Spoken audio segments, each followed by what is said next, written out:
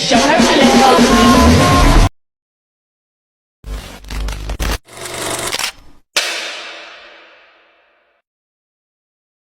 tentu mempunyai fungsi sebagai garda terdepan dalam perlindungan terhadap kedaulatan sebuah negara. Di Indonesia sendiri, proses terbentuk militer bukanlah suatu hal yang mudah. Proses pembentukan Tentara Nasional Indonesia memiliki sejarah yang panjang, mulai dari penggabungan beberapa gerakan laskar serta organisasi militer baik yang berasal dari Belanda maupun dari Jepang. Kondisi politik di Indonesia yang saat itu belum stabil memunculkan berbagai konflik politik yang mengakibatkan terpecahnya militer di Indonesia. Hal inilah yang menjadikan peristiwa bersejarah di Indonesia karena menjadi awal konspirasi militer hingga terpecahnya pertahanan negara. Tepat pada 17 Oktober 1952, terdapat sebuah peristiwa yang terjadi akibat perbedaan pandangan di dalam militer Indonesia hingga menjadikan persepsi militer terpecah dua. Peristiwa tersebut bermula dari adanya pertentangan militer sipil pasca kemerdekaan. Hal ini terjadi karena adanya campur tangan politik di militer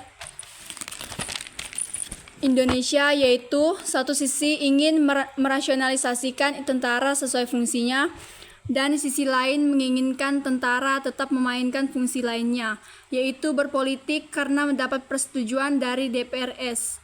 Memang saat itu anggota militer banyak yang menjadi pimpinan politik selain dari tanah militer, mereka memainkan peran dalam perpolitikan daerah. Hal inilah yang membuat petinggi A.H. Nasution ingin merasionalisasikan tentara sesuai fungsinya. Kondisi tersebut justru tidak membuat respon yang baik dari pihak Kolonel Bambang Supeno, sehingga akhirnya Supeno mengirimkan surat kepada parlemen yang mana hal ini mengakibatkan terpecahnya internal militer Indonesia, dan BPRS pun ikut andil dalam permasalahan tersebut. Pada 17 Oktober 1952, Kepala Staf Angkatan Darat Kolonel A.H. Nasution beserta rombongan pergi menemui Presiden Soekarno untuk mengajukan beberapa petisi agar parlemen dibubarkan. Sikap Presiden Soekarno yang tidak memberi jawaban atas surat dari para perwira tentara menyebabkan perwira tentara baik yang berasal dari PETA maupun KENIL bersatu melakukan pemberontakan kepada pemerintah. 17 Oktober 1952, para perwira militer bersama 30.000 demonstran melakukan unjuk rasa menuju Istana Merdeka. Pada saat itu, militer mengamankan tempat strategis seperti kantor PRI, gedung DPR, SMP, RS, dan stasiun-stasiun kereta api. Kerumunan massa mulai menjalar sekitar 8 pagi. Selain warga Jakarta, mereka didatangkan dari pabrik-pabrik di luar kota.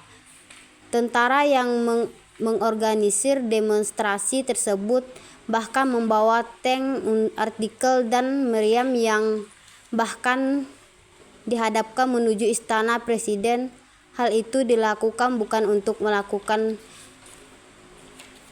perlawanan, namun untuk menurut pembubaran parlemen serta konflik dalam tubuh militer segera diakhiri.